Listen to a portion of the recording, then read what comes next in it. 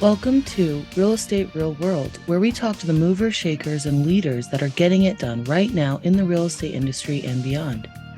Your host, Marguerite Crespillo, started this podcast simply dedicated to call people about what's really happening in this crazy roller coaster ride of real estate. Be sure to subscribe on iTunes and stay up to date on the newest stuff by adding yourself to the list at www.realestaterealworld.com. Now your host, Marguerite Crespillo. Hello, everybody. I'm Marguerite Crespillo, and I'm super excited today to have a very special guest and actually a longtime friend of mine today. My friend Jaime Pierroz is a wife and mother of 5, a realtor and team leader. She's been in real estate for almost 10 years. I can't believe that much time has flown by. She works closely with her husband, Jaime, who's also a licensed realtor, and their business is based solely on referrals and repeat business, which, as you all know, is my favorite. In their free time, they spend time with their kids, love exploring and being in nature, and are active in their local church and community. So, Jaime, welcome to the show. Hi, thanks for having me today. So fun. I've had a little bit of technical challenges today, but that's okay. Figuring it No all worries. out. Yep. Thanks for having me, Marguerite. It's so funny because has it literally been almost 10 years since we met? I'm trying to think back when we first met. Yeah. I mean, I would say maybe 9. I think I was just barely into it when you and I met. Yeah. And what's interesting is how we kind of came together is a women's group, which I loved. There was a group of us that would get together once a month and have dinner, all from different companies. We weren't in competition with each other. And we would all get together and talk about ways that we could help each other build and grow our business. And so, so good. Yeah. So good. And so then, let's see, 9 years. How old are your kids now?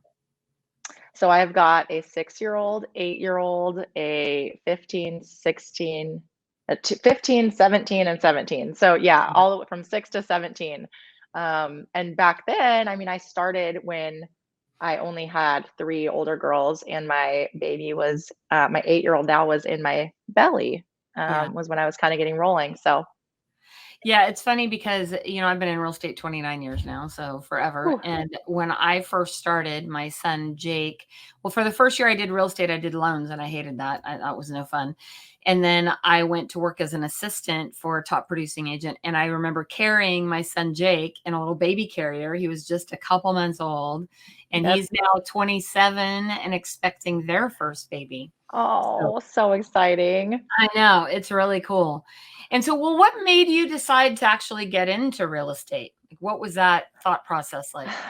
So it was kind of an accident. Similar to like how each level of our business has kind of grown has been all like almost accidental or organic. So I was working as a dental assistant, and I had 2 daughters, got married to my husband who had a daughter. So we're a blended family. And at that time, now we have 3 kids that we're paying for daycare, childcare for.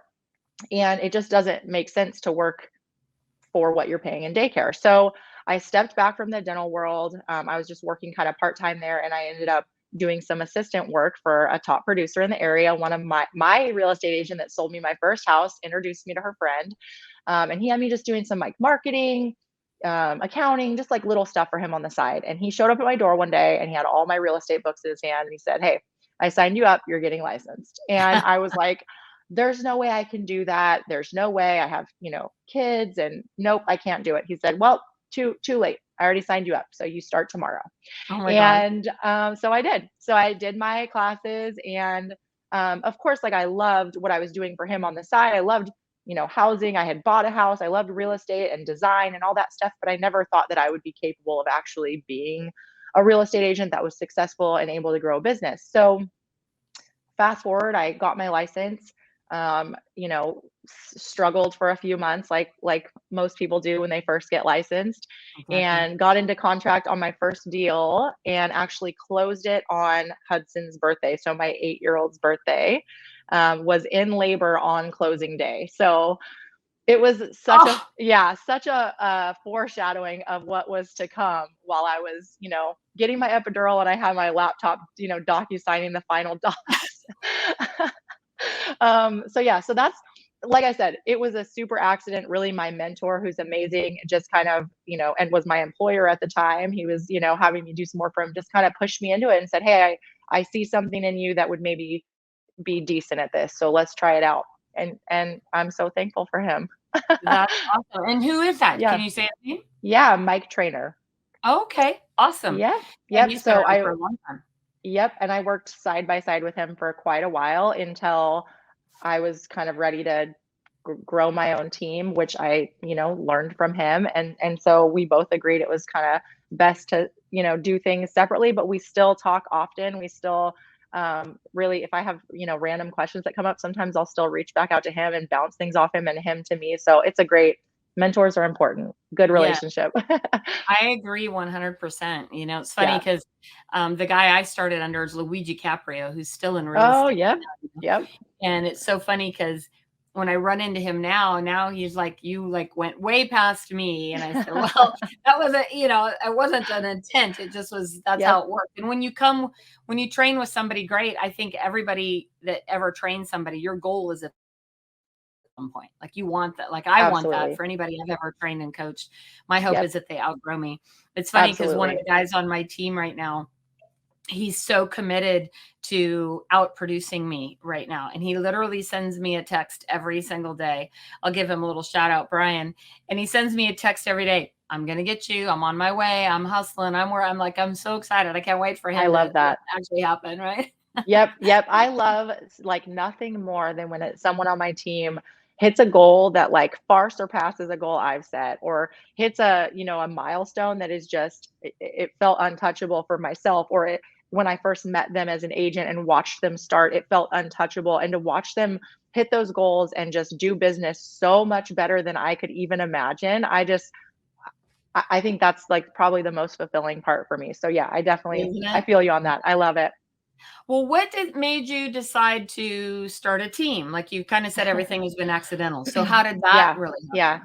happen? So I, like I said, have so much respect for my mentor, and really, like, I think we can all agree that when you take your test and you learn how many, you know, acres are in a township and how many square feet are in an acre, you don't actually learn how to do real estate. And so when you No. start, you're handling someone's biggest asset, right? This is huge for them. And so it feels scary because you don't know. And I hate to say fake it till you make it, but you kind of have to. But the scary part about that is if you don't have someone helping you fake it, that's a big deal, right? Like you're dealing with a lot of money for someone. And so having Mike by my side, really holding my hand, answering every single annoying question I had constantly, because no escrow is the same, nothing matches up to what you test and learn in school. And so having him by my side to like answer all those questions was just invaluable for me, Yeah. and I had so much respect for that and was so grateful. So I started at our company. We have kind of a mentorship program. So I started mentoring new agents, and I didn't have a team. It was strictly set up by the company how this worked.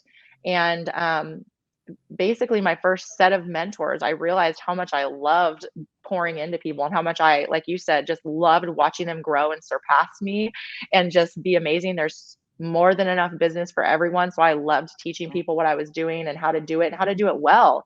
I feel like that's a huge thing. Like real estate agents can get a really bad rap, and being able to teach other people to come alongside their clients and do it well just is a joy to me, because more people need to be doing it. So I'm mentoring other agents and they get to their sixth transaction, which would essentially graduate them from the program. And they came to me and said, like, I don't want to be on my own. Like, I Yeah. still want to text you at nighttime when a client asks me something that I don't know, like, how do I still do this and pay you for your time? And so I started kind of researching what it would look like to have a team. And within a few weeks, I had kind of drafted up a contract with, some of the attorneys that work with our company, and just figured out how to really basically start a team.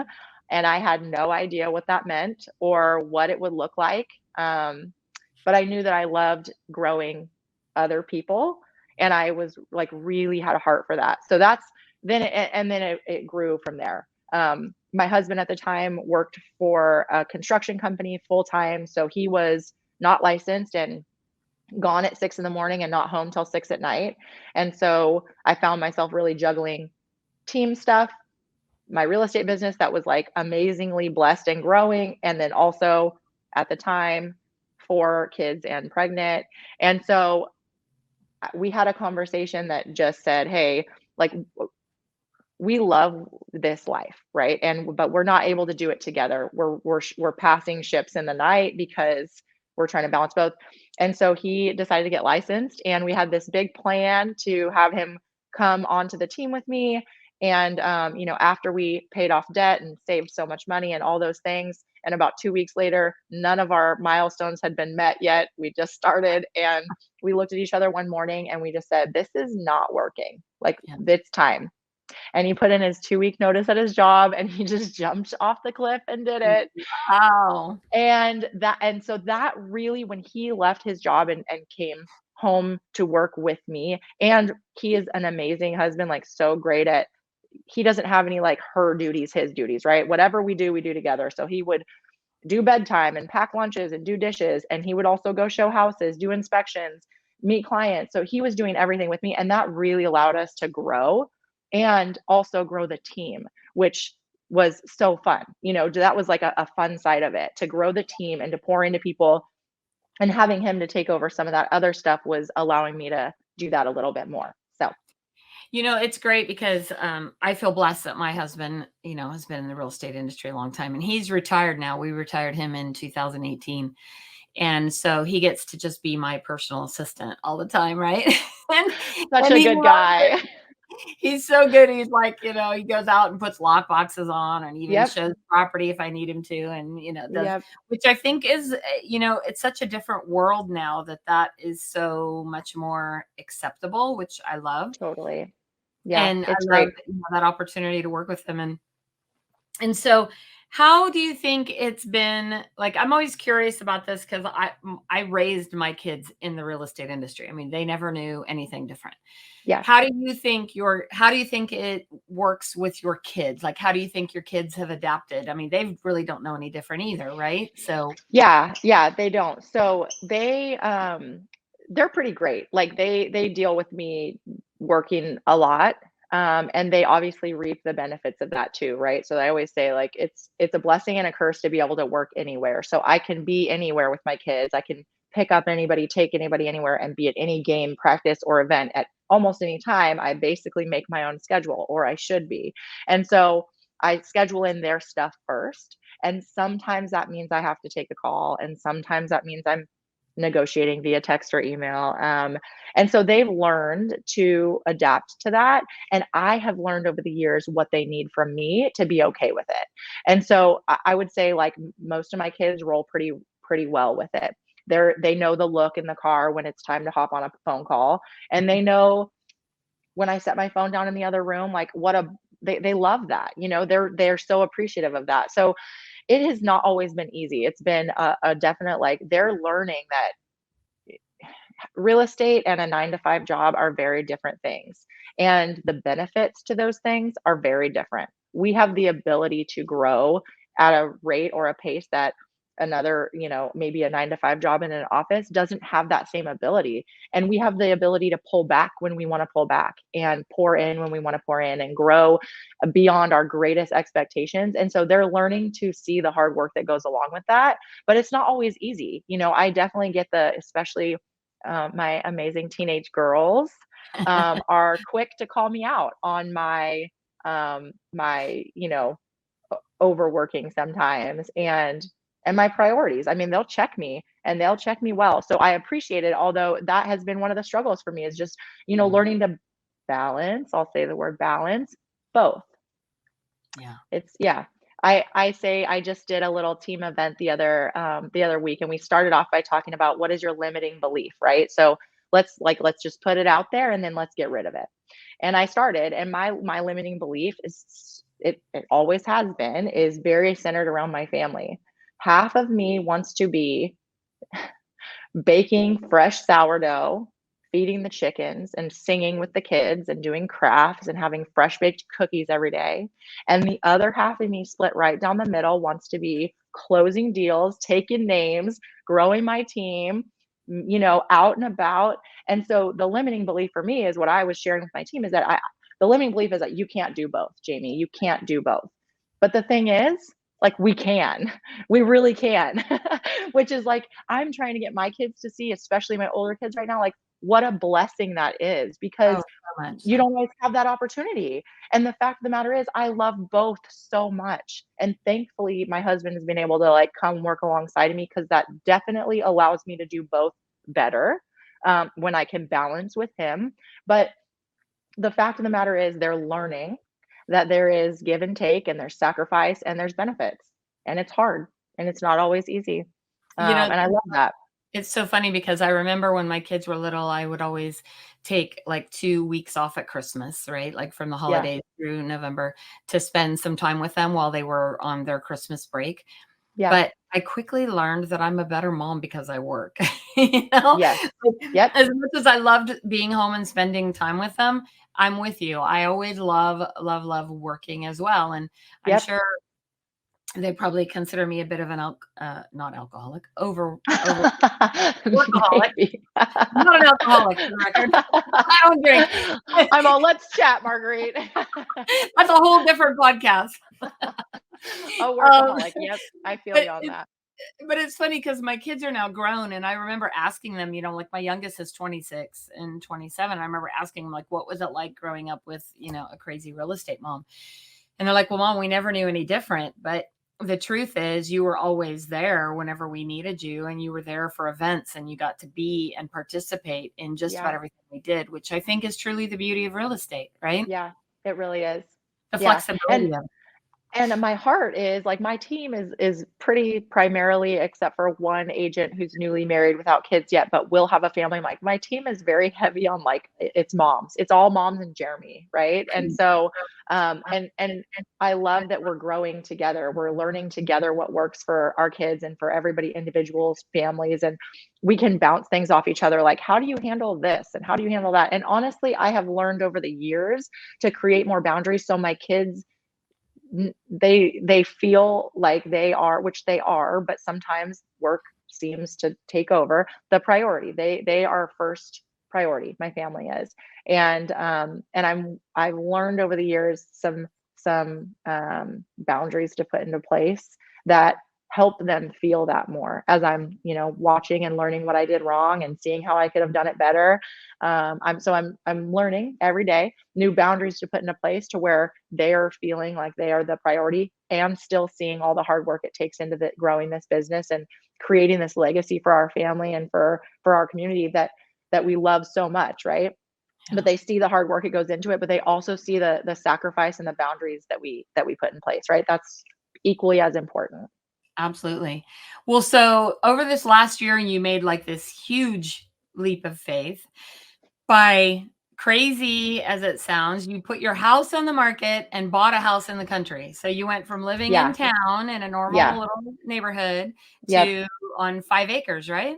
Yeah. We're on 5 acres, Right and around the corner. yep, it's the most beautiful place and location. We're so grateful. But honestly, we actually didn't put our house on the market and then go buy a house. We worked a little bit backwards because we weren't actually looking. This just happened, and it felt like the right time to make the move. And living in the country, it's a whole different life. Whole different Um, world. yeah, so we're learning every day. We've got cows and chickens and goats and ducks, and this is coming from a house that we've lived in a neighborhood for our whole marriage, my whole life. Have never had anything bigger than your typical, postage stamp little lot, which was great for a season. And now we're on 5 acres and learning about fixing fences and raising animals. And so, yeah, growing a garden. It's so fun. And I love that we have the opportunity to do this with our kids while our kids are still home. These are important life lessons that they are learning. It was a 180-degree flip from our old life, though, like just 180 degrees. We had been in the neighborhood forever. Our house was open to anyone, everyone, all the time, which we loved. And now like we're set apart a little bit. Like it's a little bit more of an intentional invite to come over. And so yeah, it's a whole new world. Yeah, so I've lived in my house for 29 years and my kids grew up here, and I feel so incredibly blessed where I live. Like I feel like when I Yeah. come home, I'm on vacation. Yep. And Same. I'm laughing when you're talking about goats because my husband, goats are his nemesis because I don't know if you figured it out, but goats have this miraculous way of escaping pretty much anything and Yep. everything. You put Fort Yep. Knox and they find a way to Yep. escape Fort Knox. So I was laughing when you were saying goats because my husband would be like thrilled if we did not have any goats. Yeah, I know. Yeah, my husband is also the same because he's the one in charge of fixing the fence every time they figure out how to get back through it.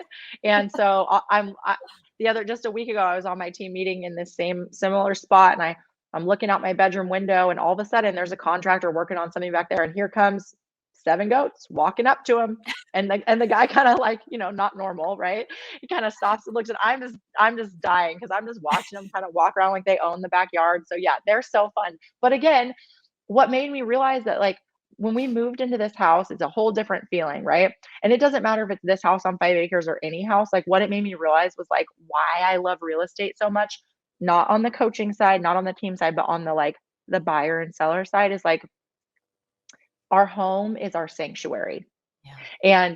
And feel it when we moved to this property, I was reset. I mean, I've always felt that way, but it reminded me how beautiful home can be for people. And it reminded me like why I love real estate so much. It's such a big piece of someone's journey, the home and the process getting there. Or on the flip side, when they're selling that and moving out of that home that they have so many memories in, they have so many ties to, like it's just the process should be handled with so much like love and celebration. And moving into my own house, I was reminded this year of just how beautiful that can be, how lucky we are to be a part of it. It's funny because it's always emotional.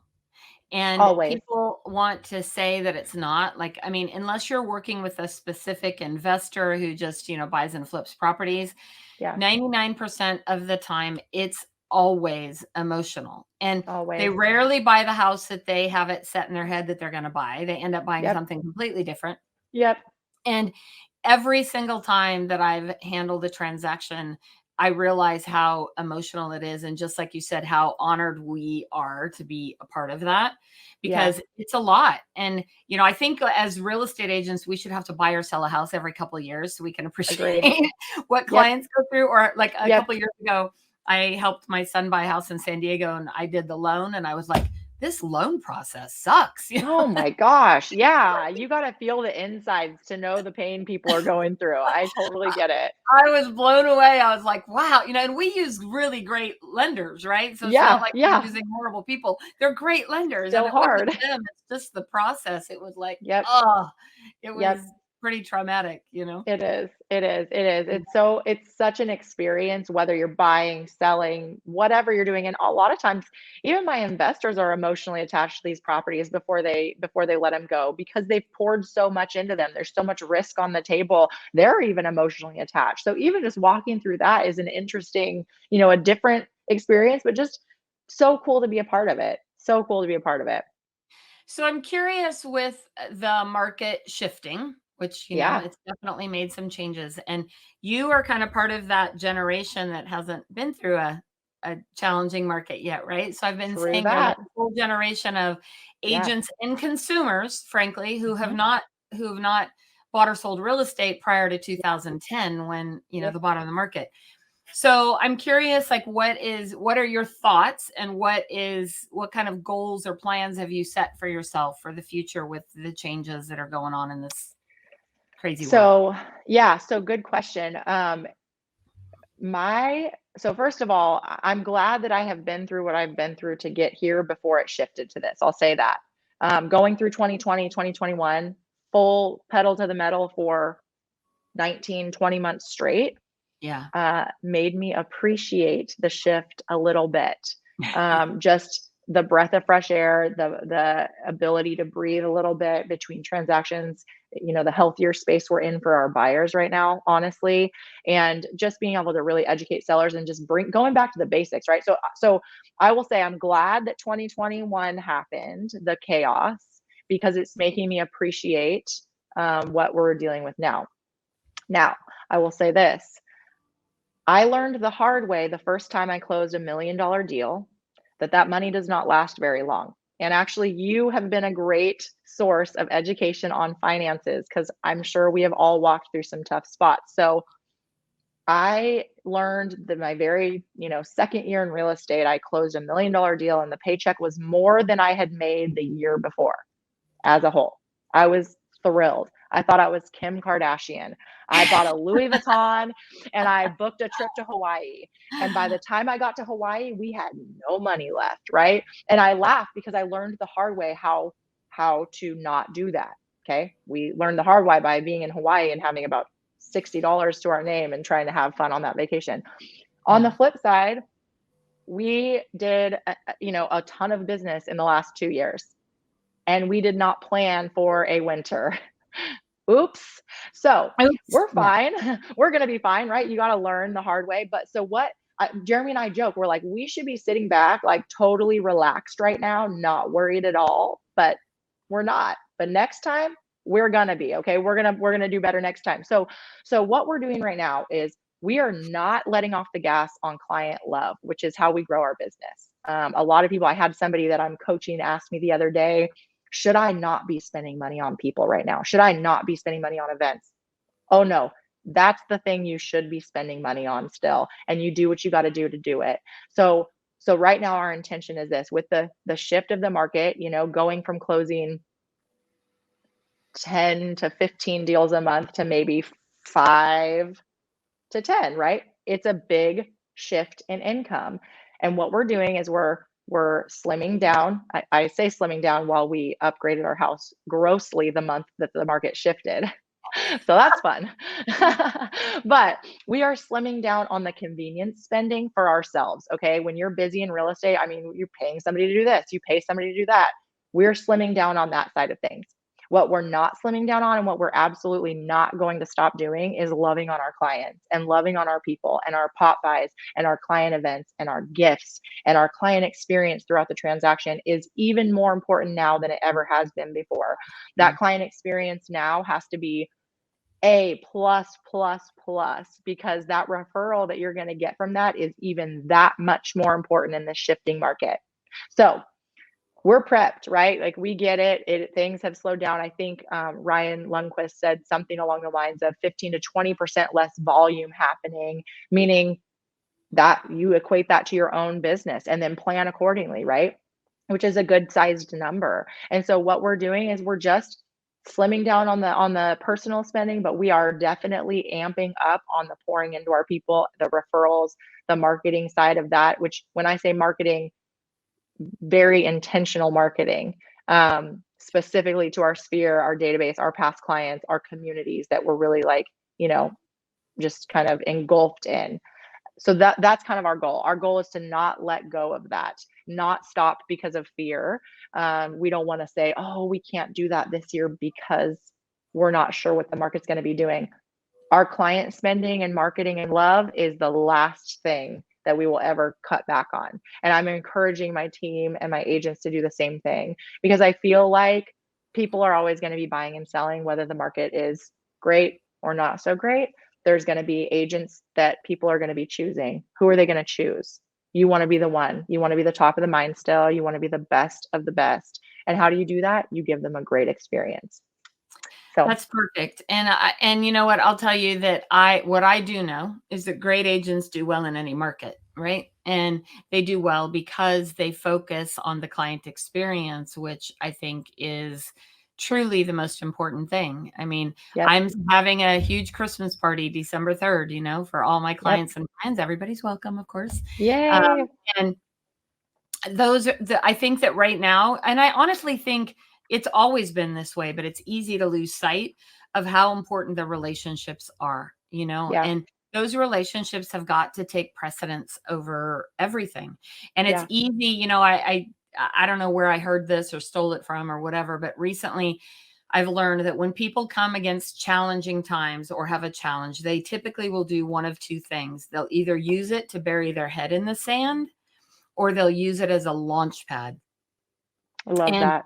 you have the ability when, those times get tough to just like hang your head and go, have a pity party in the corner. Or Yeah. you can use it as a way to launch you into the next phase of your business, whatever that might Yep. look like, or life, Yeah. whatever Yeah. that I may love be. that. I Mhm. read at the beginning of this, or I listened to a podcast before anybody kind of knew what was going to happen, but a lot of people were saying, no, there's going to be a shift coming, there's going to be a correction coming. And I listened to a podcast and it said something along the lines of a statistic about every, or not every, but a very large percentage of people that are very wealthy and secure got so in a down market. And they got so because they did not let off the gas. They didn't live with a fear minded plan. And so that has been my goal and my strategy since whenever, Easter weekend or whatever, when we all went, whoop, felt the shift Whoop. was, yeah. I'm like, not going to let that take over and scare me. I'm just going to keep being me and keep doing what we do, and encouraging those around me to do the same. Yeah. Well, Jaime, it's always extraordinary to talk to you. You are truly one of my favorite people. And I'm so Oh, proud of what you've done and how much you've accomplished and all that thank you do you. for, the people that surround you. So I feel very Thank you. blessed to call you friend. So Well, let me just, can I highlight one more thing? I want yes, to please. shout you out because prior to seeing you speak at PCAR years ago, probably 7 or 8 years ago, you did an event and I was not going to my signings. I was scared to death to go to a signing because I didn't know what they were going to ask, and where was Mike at, my mentor? Like, I didn't know what happened. So I would schedule the signing, I would send flowers, and I would be sitting at home waiting for it to be over. And you said on the microphone, straight to my face, if you are a real estate agent and you are not going to your signings, I suggest you find a different job. That is you said it just like that. That is the single most important moment of your transaction. And that very next day, I said, well, Jaime, you better pull up your big girl panties. You better grab a bundt cake and go to that signing. And I did. And Marguerite, seriously, first of all, it changed my life because that is the moment of emotion that it all comes to a head. It is such a special table to be sitting at. I love it more so than any other piece of it. I love it more than finding the house and giving keys to the house. The signing table is a moment to really reflect on the transaction and just everything they have planned. And honestly, like, I get emotional every single signing still. Yeah. 200 later, I still get emotional because it's such a special place to be. And if you had not said that to me, I probably still would not be going. So thank you. Every notary says to the buyers or sellers, you're so lucky to have your agent here because this is not common. And I just every time go, Marguerite, shout out to you. So thank you for that. And Well, I'm everybody that's glad listening you needs listened. it. Glad you listened. I don't recall actually speaking directly to you, but you are beautiful. I So you felt just get it. out. But I agree with you 1,000%. It's really, to me, one of the most valuable times that you can be there. The irony Yeah, is when a buyer is sitting there looking at that net sheet, the second biggest number on there behind their loan is the commissions. And what did you do to earn those, right? And absolutely. I think it's so valuable to be there during these. I mean, and sometimes they're not great signings. Sometimes it's Yep. an I've had some uncomfortable uncomfortable situation. They're ones. selling because they don't want to sell, or, Yep. life, death, divorce, all the reasons. But they Yep. need that support person to be there to help them, encourage them, and Absolutely. help them understand. So I'm glad you Yeah. listened. And it's one of the Thank many you. reasons why you're so good at what you do. Oh, thank you. Well, that came straight from you. So thanks for Awesome. that. Thanks for having Well, me today. So fun. thank you so much. I'm so glad we could make this happen. And you still got to come Yeah. over and check out my I gotta, house. And I we got know. to put that on the schedule. I drive by every single day on my way to school pickup. So I need to just swerve over Yep. there one day and stop in. Swing on in. I'll have coffee ready for you. Oh, thanks, Marguerite. You're amazing. Thanks for being on the show. Thank you, everybody, for joining us today. And be sure to follow us and subscribe on YouTube or any of your favorite podcast apps. Thanks for joining us here on Real Estate Real World. Thank you for joining us today on Real Estate Real World, where we talk with masters and leaders in real estate and beyond on how we can raise the bar in our industry. Please subscribe over on iTunes. And while you're there, be sure to give us a review. Your reviews encourage us and help others find our podcast. For show notes and hot topics on what's going on right now in our real estate industry, hop on over to www.realestaterealworld.com and add your name to our email. Thanks again for listening. And go out there, be a part of the elite masterclass in raising the bar on the real estate industry.